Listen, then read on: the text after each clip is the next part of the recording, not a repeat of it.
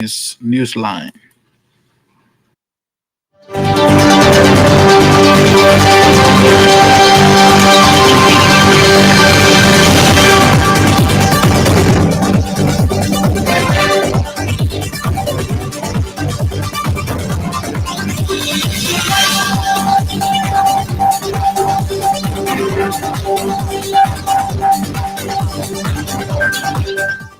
From the news department of the Liberia Broadcasting System in PNCO, good afternoon and welcome to Newsline. One full hour of news, views, comments, background reports, and in-depth analysis issues all about Liberia and the rest of the world.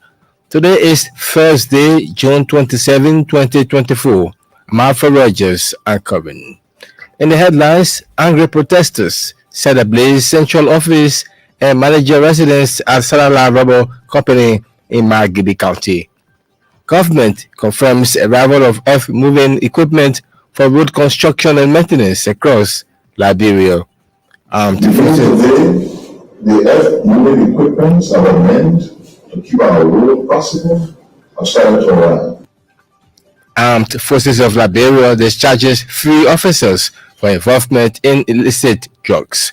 And away from home, police fired tear gas at Kenyan protesters who have returned to the streets over government's tax policies. Also coming up is a news commentary titled "The National Port Authority, Truly a Gateway to the Nation's Economy."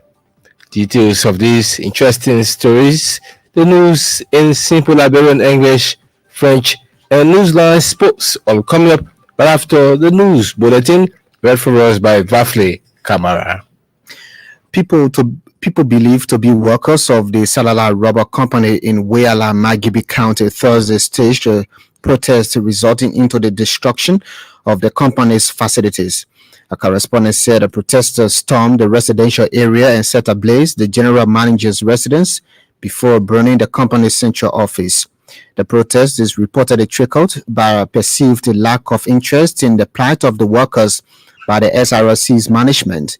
The plantation workers have been on the go slow action in recent times, trying to claim the attention of management. Correspondent said so far the police have made no arrest.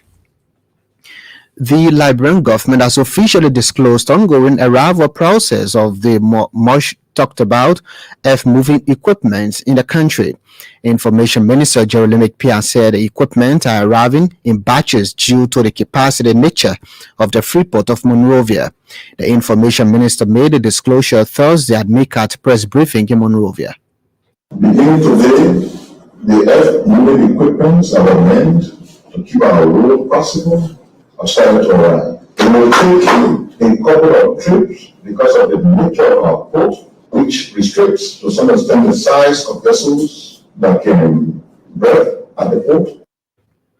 Minister Pia also noted that maintenance zones will be established in various counties to ensure the sustainability of the earth-moving equipment. He added that the equipment will bring major relief to Liberians, especially making primary roads across the country pliable. Meanwhile, the Information Minister has reassured Liberians that President Joseph Boakai will do nothing to dash their dreams and aspirations. Minister Pia said the president is committed to the rebuilding process of the country. He noted, though the country has faced enormous setbacks over the years, the Liberian leader has come to change the narrative.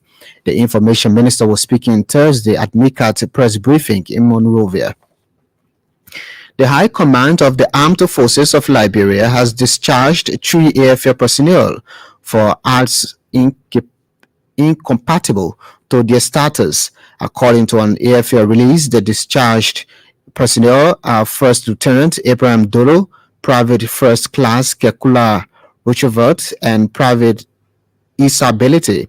First Lieutenant Abraham Dolo, Private First Class Kekula, and Private Isability was discharged recently after being in possession of in possession and tested positive for narcotic drugs. The release calls the High Command of the AFL as reminding its members of zero tolerance policy on drug abuse and the importance of discipline. Meanwhile, the Armed Forces of Liberia has reassured the public of its commitment to maintaining discipline and professionalism in the force. Public Works Minister Roland Giddens has clarified that $8.9 million has been spent to rehabilitate critical road corridors across Liberia. Minister Giddens' clarification comes amid constant allegations that he misappropriated $22 million disbursed under the president's 100-day deliverables to rehabilitate and maintain critical road corridors across the country. Minister Giddens described the allegations as untrue. To date, we've expended 8.9 million. Now you hear all in the news, in the newspaper, $2 million. It's not true. I don't blame the public. The reason I don't blame the public because we've had a system. Corruption is inherent in our system, it's systemic. And I know the public will not believe that there can still be people who mean well. He told the Super Morning Show Thursday contractors are responsible to rehabilitate and maintain those critical corridors for a 2-year period. Minister Giddens, however, reassured that no car will get stuck in the mud across the country and disclosed that in March next year, major construction works will begin on the Tapeta Zweju Freetown and Harper Road corridors, Fishtown and Harper Road corridors. The Minister of Mines and Energy, Wilmot Pay, is in Abuja, Nigeria, attending the 5th and 11th sessions of the Ministerial Follow-up Committee and Technical Advisory Committee. The regional meetings of energy ministers have been ongoing since Tuesday, June 25, and will conclude today. The Ministry of Mines and Energy is a leading contributor to the national budget, and its budget performance has been brilliant under the stewardship of Minister Pay.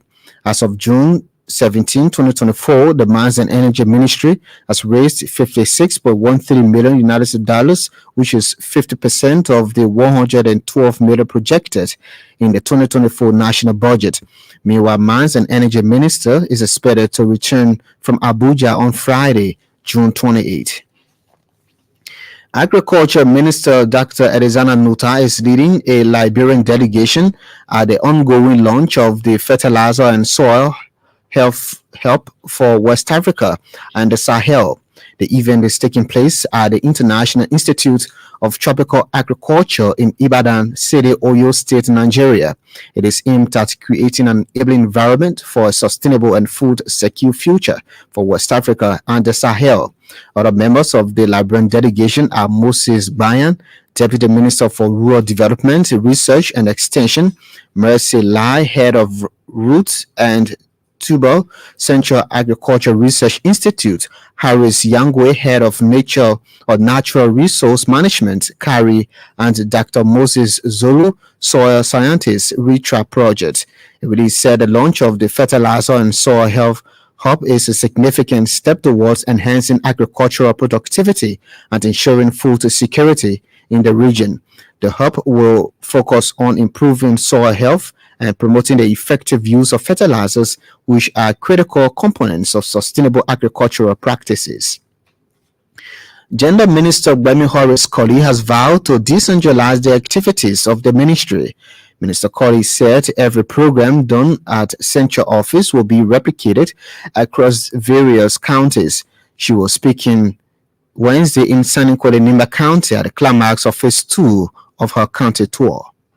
We want to say to you people, the reason we came here, in addition to what I just mentioned, is to say that we don't intend for the work that we do to be done in Monrovia.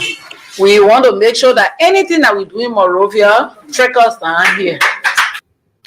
The gender minister said the tour is necessary to ascertain the actual happenings on the ground and identify the issues affecting women and children across the country.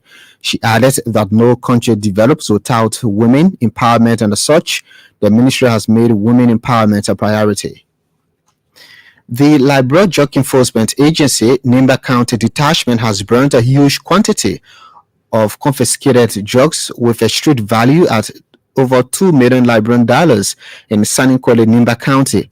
The exercise was conducted in commemoration of the global celebration of World Anti-Drugs Day held on Wednesday.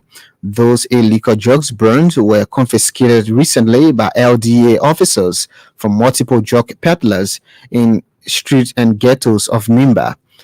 The confiscated drugs, including marijuana, kush, tramadol, cocaine, and other narcotic substances, were burnt in the presence of the county superintendent, the county attorney, traditional chiefs, and civil society. Speaking during the ceremony, LDA County Commander Mayor Abraham Ping lauded residents of the county for their level of cooperation and called on them to remain supportive in the fight against drugs in the county. For her part, Nimba County Superintendent Madam Koro Mapia Gono appreciated the LDA for their commitment to the fight against illicit drugs in the county. The Liberia National Red Cross has launched an SOS call for humanitarian assistance to flood victims in Robertsport's Grand Cape Mount County. The Red Cross local office estimated that 500 people have been made homeless by floods in Robertsport following heavy rains on Wednesday. The Liberian news agency quotes the Red Cross field officer Kama Kamara as saying his team is overwhelmed by the widespread flooding in Robertsport. Kamara said the victims urgently need temporary shelter, food, and medicine. And the new commander of the Grand Jida County Detachment of the Liberia Drug Enforcement Agency, Papa Gompu, says collective effort is essential to the fight against narcotic substances in the county. Commander Gompu said this can be done through information sharing between residents, the Liberia Drug Enforcement Agency, other institutions of government, and civil society organizations. He said information provided on narcotic substances by residents in the various communities will enable the agency to be successful in its operations. Fafli Kamara comes back a little later. That's why you're listening to the weather update and international developments. This is Newsline on State Radio. One of the big stories we're following: angry protesters set ablaze central office and manager residence at Salala Rubber Company in Maghibi County. Today's one now, it appears that a new dawn is coming to Liberia owing to major strides government continues to make in the rebuilding process of the country. On Thursday, government announced the arrival of the most talked about earth-moving equipment. Information Minister Elbc 2Pm made the disclosure at MICAT press briefing in Monrovia. Beginning today, the earth-moving equipments that were meant to keep our road passable have started to arrive. It will take a couple of trips because of the nature of our port, which restricts to some extent the size of vessels that can berth at the port, especially talking about vessel bringing such heavy earth-moving equipment. So it will take a couple of trips. And taking a couple of trips will be a couple of weeks or probably months. But the good news is the arrival process has started. What is that supposed to mean for our country? Maintenance zones will exist in all of our counties. 4 of those counties, we have 2 maintenance